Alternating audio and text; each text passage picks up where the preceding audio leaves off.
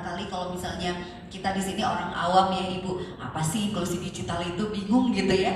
Jadi kalau misalnya saya boleh kasih sedikit informasi bahwa inklusi digital merupakan upaya mewujudkan masyarakat di seluruh Indonesia untuk mendapatkan akses dan haknya untuk menikmati jaringan dan layanan internet yang dengan mudah dan juga bebas tentunya. Dan kegiatan ini yang digelar oleh Kementerian Komunikasi dan Informasi Republik Indonesia ini merupakan salah satu program dari Fokus Kominfo tahun 2021, yaitu komunikasi publik lewat diseminasi program prioritas pemerintah. Nah, terus apa sih kira-kira penjelasan yang lebih jelas biar kita bisa sama-sama mengerti bahwa kenapa kita butuh inklusi digital itu? Kenapa teman-teman disabilitas di sini perlu? Kan kita juga pengen tahu ya Bu ya pastinya. Nah, di hadapan kita semua Bapak Ibu, seperti yang tadi juga saya sudah sampaikan bahwa di samping kiri saya ini, di tengah-tengah Bapak yang paling ganteng Pak ya. Ada Profesor Henry Subiakto. Beliau adalah guru besar dari Universitas Erlangga, betul Pak? Betul ya. Dan juga di sebelah kiri Ibu cantik ada Insinyur Tati Prasetyawati Hudi, Wakil Sekretaris Jenderal PP WCP ya Bu ya. Nah, yang juga mengikuti kita di Zoom, beliau adalah Ibu Ratu Mas Dewi, Ketua DPD HWDI Jambi. Baik, tanpa berpanjang-panjang lagi muka dimas saya, mohon izin ini mau siapa dulu Pak yang mau memberikan pemaparan, Bapak atau Ibu? Sesuai dengan ini ya. Baik, langsung aja kalau begitu Bapak Profesor Henry Subiakto, kami persilakan. Ya, silakan Pak. Ya. Assalamualaikum warahmatullahi wabarakatuh. Alhamdulillah wa syukurillah. La haula wala quwata illa billah. Ini kita perlu bersyukur ya kepada Tuhan bisa berkumpul di sini, baik yang online maupun yang offline. Saya kalau namanya ke Batam itu senang sekali ya melihat saingan Singapura yang punya Indonesia ini makin lama semakin bagus. 5 tahun yang lalu jalannya belum besar-besar, sekarang semakin besar. Gedung-gedungnya juga semakin banyak yang tinggi-tinggi. Ada gedung Habibie, salah tinggi. Mau akan ada lagi nanti akan gedung tertinggi di Indonesia itu adanya nanti di Batam. 100 tingkat. Waduh. Tepuk tangan dulu untuk kata-kata tertinggi. Indonesia memang sekarang terus membangun. Ada yang dibangun dari sisi infrastruktur fisik seperti jalan. Ya, kalau di Sumatera sekarang Lampung sampai Palembang cuma 2,5 jam, 3 jam lah paling lambat. Itu sudah ke arah lagi ke Jambi. Nanti bisa sampai akhirnya yang diinginkan oleh Presiden adalah sampai ke Aceh. Tapi dalam konteks kita sekarang yang menjadi perhatian kita adalah inklusi digital. Itu juga ada infrastruktur, tetapi infrastruktur itu adalah infrastruktur digital. Karena sekarang yang dibutuhkan masyarakat itu tidak hanya infrastruktur jalan, bukan hanya sandang, papan, dan pangan yang harus lewat jalan gitu ya kalau mengakses.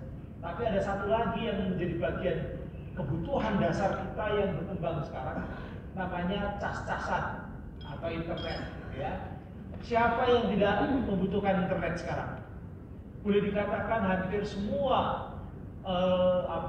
warga negara Indonesia, baik di kota besar maupun di daerah-daerah terpencil, itu mau tidak mau membutuhkan yang namanya internet. Makanya Presiden, pemerintah membangun sarana infrastruktur digital tadi. Salah satunya untuk apa? Untuk mewujudkan keadilan. Ini yang disebut sebagai inklusi digital. Keadilan, orang bisa mengakses internet dimanapun mereka berada, baik yang di kota Batam maupun di Anambas sana atau pulau-pulau terpencil, pulau laut. Di Anambas sama di Natuna itu ada pulau laut misalnya.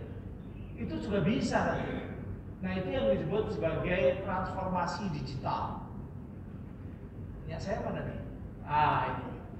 Jadi transformasi digital. Transformasi digital adalah sebuah proses di mana kehidupan itu nanti semua berbasis digital. Sekolah basisnya digital, online. Apalagi kena pandemi sekarang. Pandemi sekarang kalau sekolah itu tidak online itu berbahaya. Karena ada sektor-sektor, ini sedikit tentang epidemiologi ya.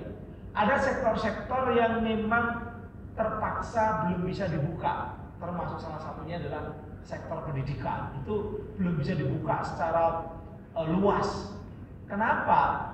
Karena kalau sektor pendidikan, misalnya katakan anak-anak SD, SMP, SMA, itu dibuka, itu menyebabkan bisa jadi yang namanya penularan tinggi. Jadi risiko penularannya tinggi. Apalagi anak-anak SD ya, anak-anak SD itu kan suruh diem kan susah, suruh tidak berkumpul sama temennya kan susah, pakai masker juga susah. Saya aja kadang-kadang juga lupa, ya kan? Tapi ini kalau saya buka nanti nggak kelihatan saya. Biar kenal ya saya buka. Jadi ini memang dia berisiko anak-anak sekolah itu. Tetapi kalau harus terpaksa ditutup, sektor pendidikan itu tidak terlalu besar dampaknya terhadap roda ekonomi Indonesia. Memang ada, pastilah dampak itu pasti ada. Tetapi katakanlah tidak sebesar kalau yang ditutup pasar. Gimana kalau yang ditutup pasar? Pedagang-pedagang nggak bisa belanja, nggak bisa jualan, bapak ibu nggak bisa belanja. Itu ekonomi tersendat. Bahkan nanti petani-petani nggak bisa menjual produknya, jadi ekonominya akan berpengaruh. Tapi kalau sekolah, ya palinglah tukang cilok, gitu kan, di sekolah ada tukang cilok, tukang jualan-jual ada. Tetapi kalau sampai dibuka, yang terjadi adalah memunculkan klaster-klaster. Nah, dalam konteks seperti itu, mau tidak mau teknologi digital adalah jawabannya. Sekolah online, sekarang ini. Kalau yang online itu kita undang datang ke sini, ini penuh. Kalau penuh nanti besok pulang pada kena COVID. Ya kan? Saya aja belum tentu berani ke sini. Tapi dengan hanya jumlahnya tidak lebih dari 50 orang, insya Allah aman. Apalagi kalau kita ada physical distancing kan ya. Nah, teknologi itu menjadi next ya. Menjadi kebutuhan yang sangat mendasar. Baik dalam waktu pandemi seperti sekarang, apalagi ya pandemi, apalagi di masa yang akan datang, layanan-layanan itu semuanya akan menggunakan basisnya teknologi. Saya tanya kepada ibu-ibu nih, bapak-bapak, sudah pakai HP belum? Sudah, alhamdulillah. Bangun tidur yang dipegang istrinya atau HP-nya? HP. Itu kan, wah kenapa bukan istri? Kalau istri kan nggak usah dipegang, pegang sendiri dia, kan? Kalau HP ini, kalau sampai tertinggal, bingung kita, pekerjaan kita banyak di situ. Apalagi kalau banyak calon suami juga ada di situ. Nah, itu HP itu menjadi bagian dari kehidupan untuk bisnis, untuk pendidikan, bahkan sekarang mulai konsultasi kesehatan juga menggunakan digital. Makanya Pak Presiden bangun. Kedua, supaya ada keseimbangan, tidak hanya infrastruktur yang dibangun, adalah sumber daya manusianya ditingkatkan, SDM-nya, kualitasnya. Agar apa? Agar pemakaian teknologi digital ini secara produktif bisa bersaing.